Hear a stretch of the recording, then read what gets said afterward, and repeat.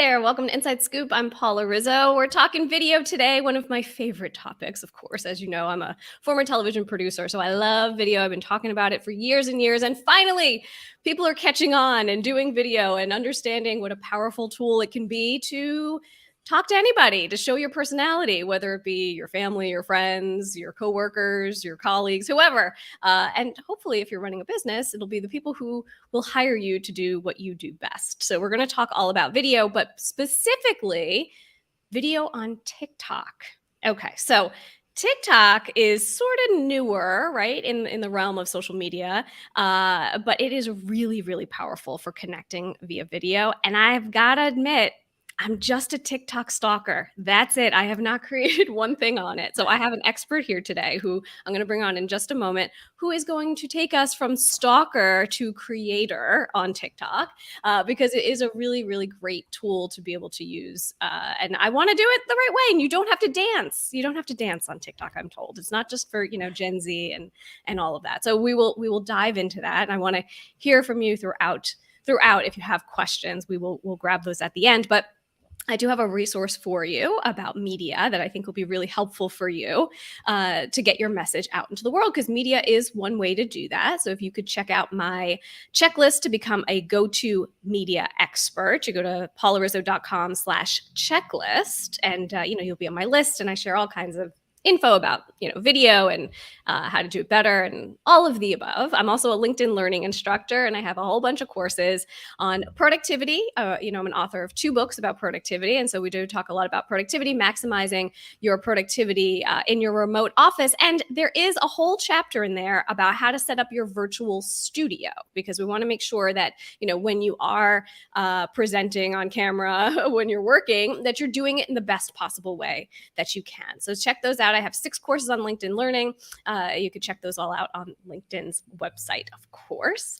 And throughout this conversation, I want you to leave some comments in the chat boxes below. If you have questions, if you have comments, if you have friends who have been interested in TikTok or video, tag them below and have them join the conversation with us. Without further ado, I'm going to bring on my fabulous guest right now. She's an Hi. speaker and a LinkedIn learning instructor. Thank you for being here, Selena. Thank you, Paula. I love your work, and I'm so excited to be here with you. Thank you. I'm psyched to go from stalker to creator on TikTok. So thank you for your Well, may this be the catalyst, because you can do it. And that's a big part of my message around this. Yeah. Everybody so what belongs. got you started doing it? Because you now have, close to 200,000 followers.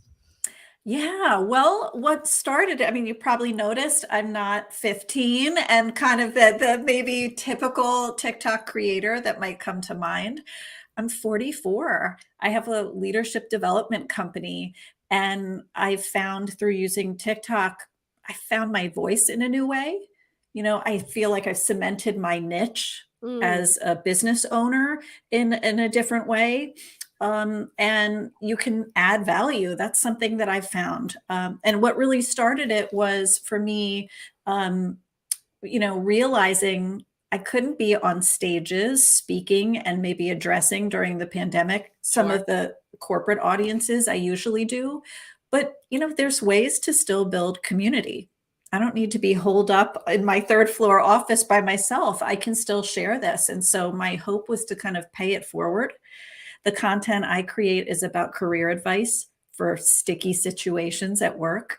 And, I found there was interest by putting it out there. And so, like you said, it's been 1 year on TikTok. Last May I started, and here we are with a wonderful, smart community of almost 200,000.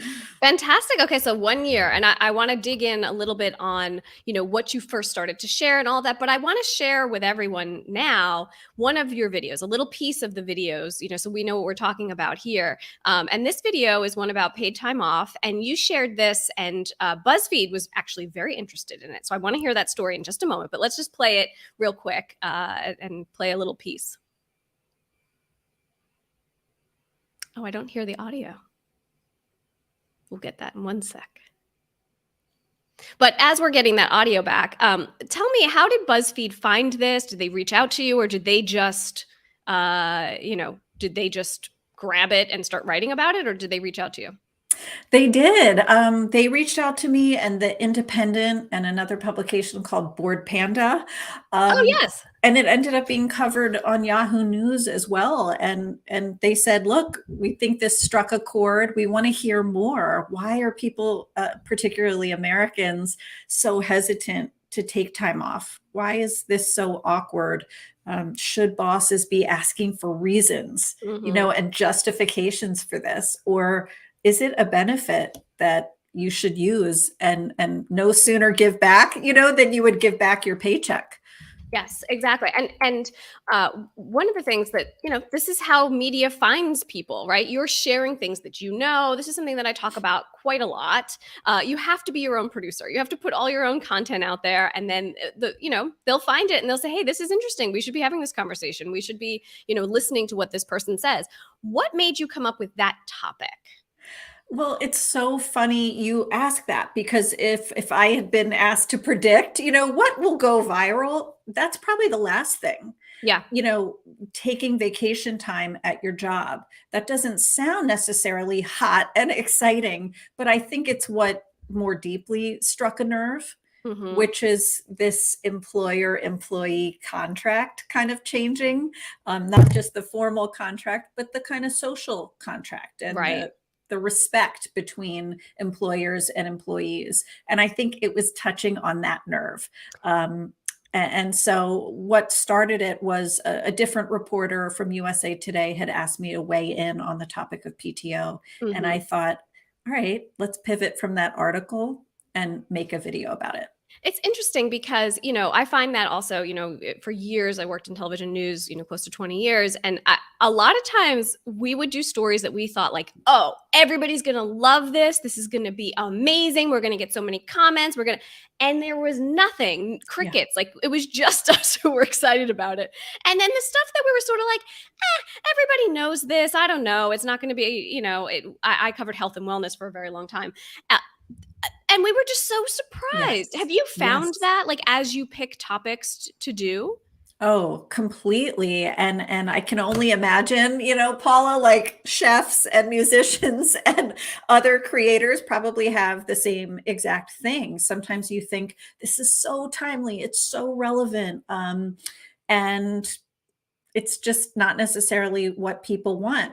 And I think it's important to use your audience as a compass, but not for everything. I think if you get too focused on making it about them, Right. for them, and not sharing what you yourself find interesting or value adding, there can be like an overemphasis. And so But I think there's a balance. Totally, and I think it's good to experiment, because you Yes, just never yes. know what might work. And I wanna play down some of this video a little bit, just a short little clip here, just so that people can see the type of videos that you're doing, and obviously go to TikTok and follow you, please. But I just want to show, it doesn't have to be over the top crazy, which is what a lot of people I think associate with TikTok. For years, I took my paid time off all wrong. Here's what you should do. Number one, regularly take your PTO. There's no medal you'll receive for not using it. And by taking it regularly, you train your manager to see it as this consistent, natural occurrence, not some freakishly odd, rare event. I love that advice. I mean, I just think it's such simple, clear, to the point advice, and that's part of what really appeals. Just having something that you would probably say that to someone that you were working with, or if you were speaking on a stage, right? Yeah, or somebody you care about, like a friend True. who's struggling, to kind of set boundaries or stand up for themselves at work. And to me, that is the voice I want. For somebody else, the kind of voice of their content creation might be different. And one of the questions I encourage people to ask themselves is like, if somebody went to an expert in your arena for help Hmm. or for a service, how would they want them to do that job? With like Yeah. care and precision and exactness, like maybe you want your CPA, to be, or with the friendliness, of or the familiarity of a friend, Yes, yes, it's true. or It's the mindset, right? We talked, someone on LinkedIn right now is saying so true. Retraining your mindset is critical, and it is true. I work with a lot of experts, entrepreneurs, authors, and I, do media training and get people more comfortable on camera. And a lot of what I say is that, this is a public service. You're doing something to help someone else. And as soon as you get that in your head, that this is not just about you and your lighting and what you look like and all of the yeah. above, which is, I mean, it's critical. Come on, it's a visual medium. Let's be clear. It's important to not look like it's a hostage video, but the content of what you're going to share is really important and will change people's lives. Like, that is a big deal. What do you suggest for people who are a little bit timid and maybe like, yeah, I don't know if I should, step a toe out into the water? Here's what I would say. Trust that the camera confidence will come. Mm, You know, don't feel like you need to arrive polished, finished, perfect.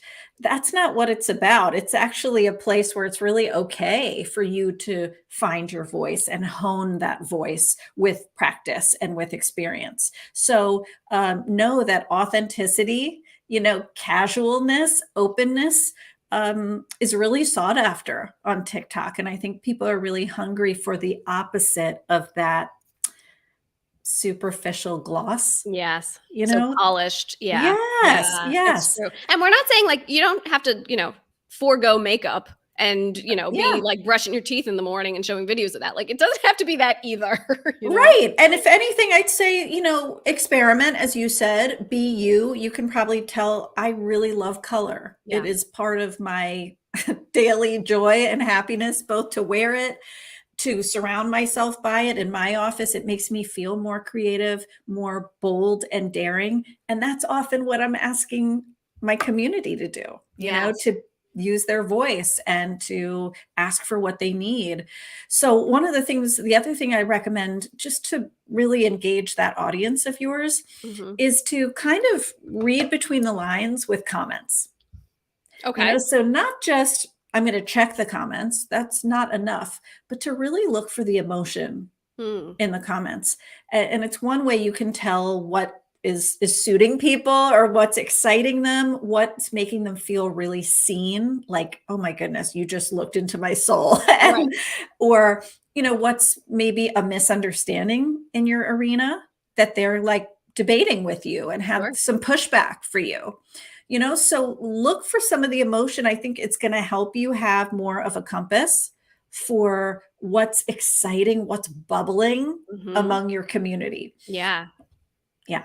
And if you're watching right now, if you have questions about TikTok or video or creating content or anything, please leave your comments and your questions below, and we'll grab those. And even if you're watching the replay, we're going to be checking back and answering questions for sure, because this is a conversation that's going to be had for a very long time. Some of these, the medium, it almost doesn't matter what the medium is. There's always going to be something new. There's always going to be Yeah. something different. But we're going to still be talking about what we want to talk about and fitting it to that particular social media platform or whatever it is.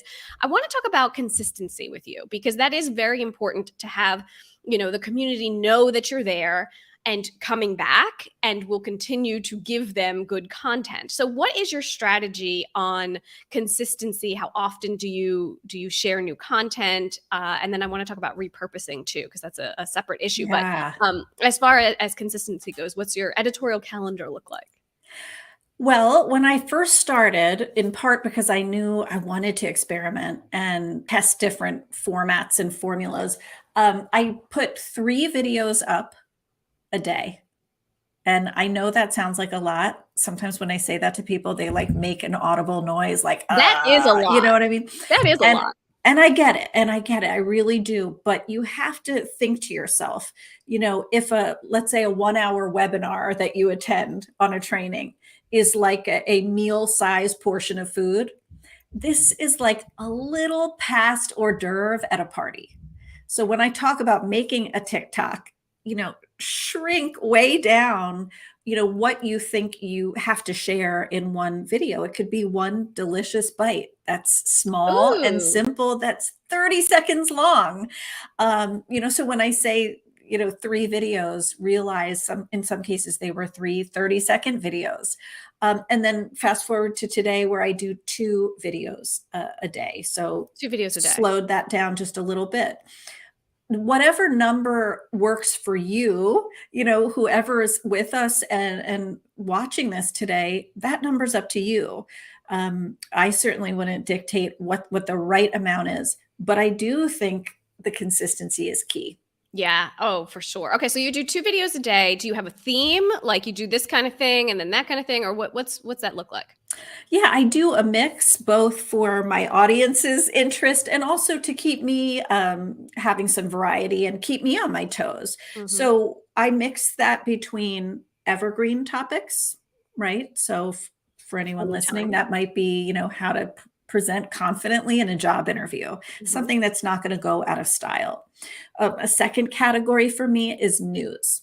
And of course, you can't predict that, Sure. but I leave spaces and openings for news. So, for example, when Peloton laid lots of employees off, I made a video about layoffs and I showed the headline.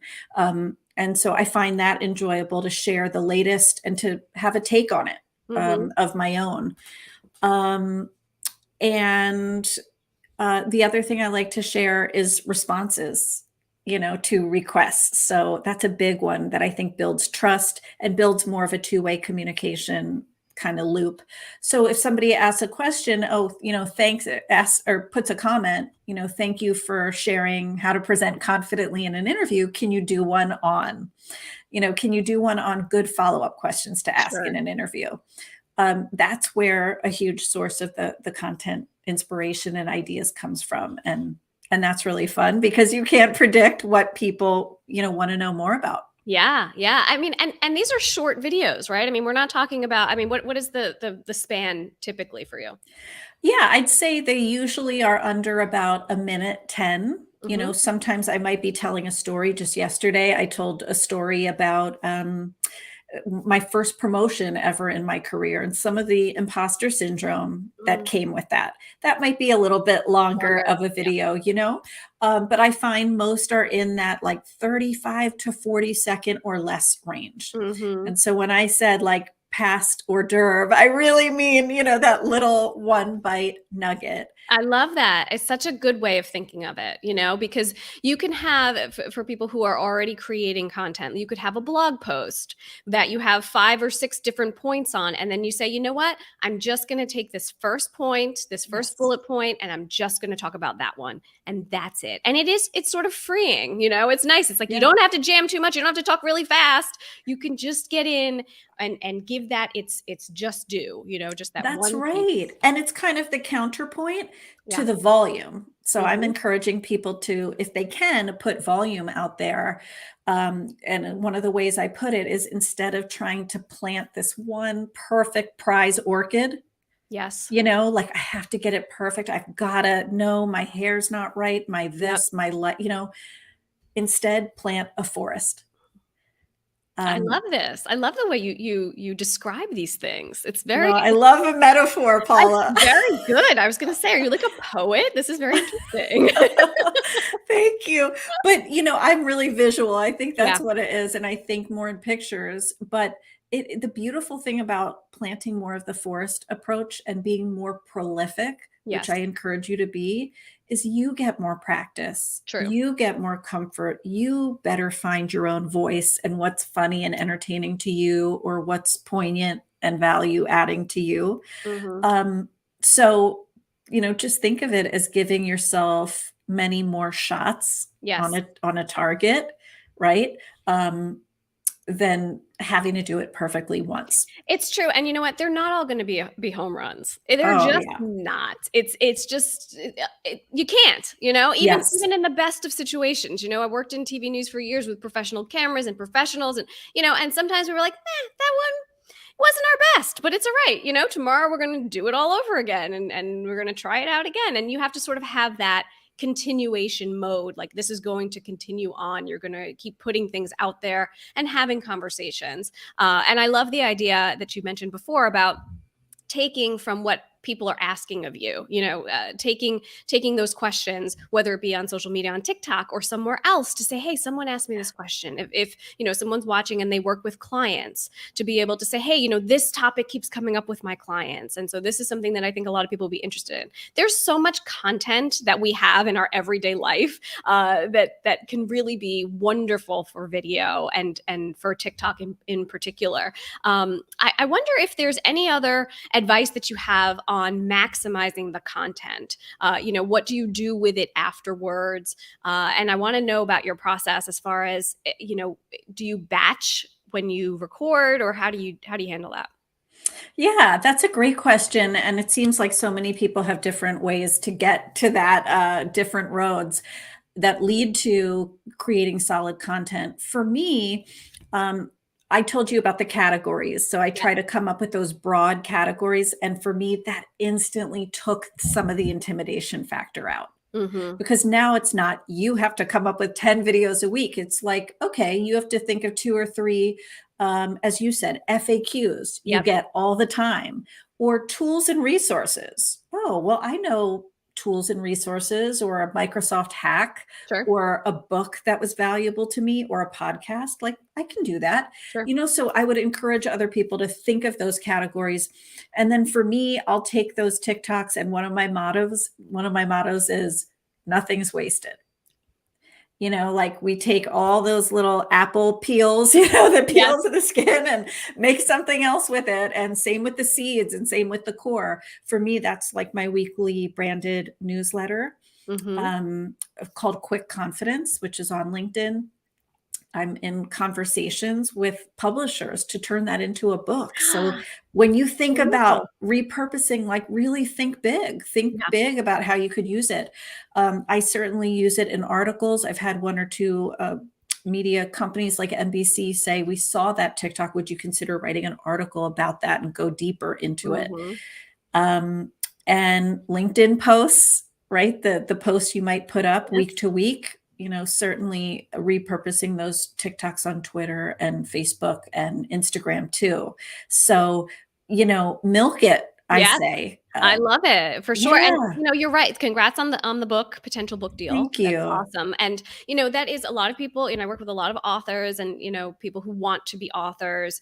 And I often say, like, this is what you need to be doing. You need to be workshopping your Yes. ideas, Yeah, because you will get great feedback live right that's now. right. The book takes forever to come out. Okay. It takes forever. Publishing is, I don't know, it's like an eternity, right? For the book to actually come out. However, you can get feedback right now on your idea. And then you can say, you know what? That was gold. I'm putting that in the book for when the book does come out. And That's right.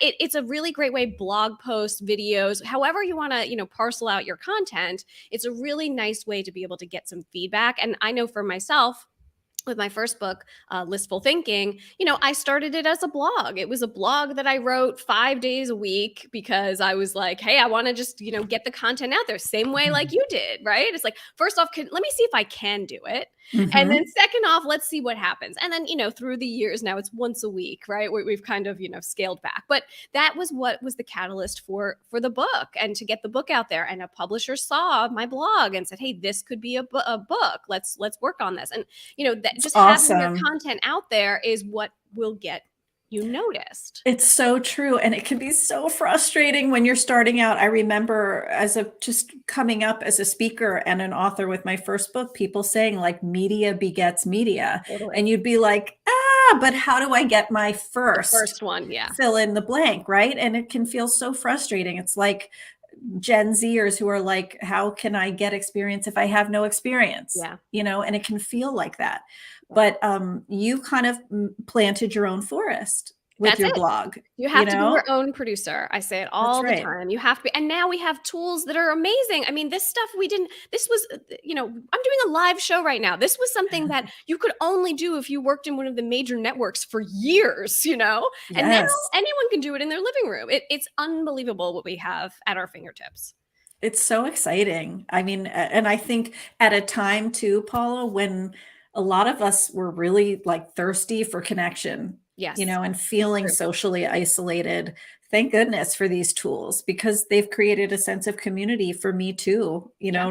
in a self-serving way, not just in a like, let me give, You're right. but finding friendship and fellowship in communities like this Yeah. is pretty awesome. What a nice extra there. I love Yeah. that. Yeah. And I so appreciate your time. Thank you for being with us. And if people are watching the replay or watching live, leave us comments and questions below. We'll get to those for sure. And I want to give a little shout out to a freebie that you have. You have Mhm. a 24 powerful phrases to boost your authority right away. Yeah. And that people can grab. Do you want to tell us a little bit about that? That's where you can grab it at your website there. And also, there's a QR code new to the show. Thank you, Allie, behind the scenes, my producer, for setting that up. If you're watching, you can just put your camera right up to it and click the button, and off you will go to Selena's website. It's happening. Awesome. Yeah. I love it. Yeah. Well, some of the videos I've done that have performed the best have some scripted comebacks, for tricky Yeah. situations. And in the case of this download and this digital offering, you're going to get some of those specifically to boost your authority. For example, how to like weave your resume into everyday storytelling. So Mm. you're not hitting people over the head with, where you've been, but you're more skillfully integrating that into conversation, and ways you can boost your credibility too. Maybe if you feel diminished, Mhm. that you can come back from those. So, Great. really practical. I love that. And you know what? Being prepared is very important. So to have those key phrases ready to go and roll off your tongue and practice them a couple times, that is just, it's gold. That's right. And like I always tell people, like one of my goals is you'll make it your own. Yeah. You'll make it even more in your language and annotate it and, really make it in your voice. Yes, for So sure. Well, thank you again for being here. And I hope everybody picks up your freebie and checks out your courses on LinkedIn Learning, of course. And you do have one coming down the pike on TikTok as that's well. right. Look out for that this summer on creating on TikTok as a business owner. Awesome. I love it. Well, thank you again for being here. And for those of you watching, I have a freebie for you as well. If you go to my website, you can get my checklist to become a go-to media expert. I talk all about video and all of the above. If you go to paularizzo.com/checklist. And if you have questions, feel free to leave them in the chat. We're going to continue to check this out even on the replay. And thank you so much for being here. I'll see you next time. Bye.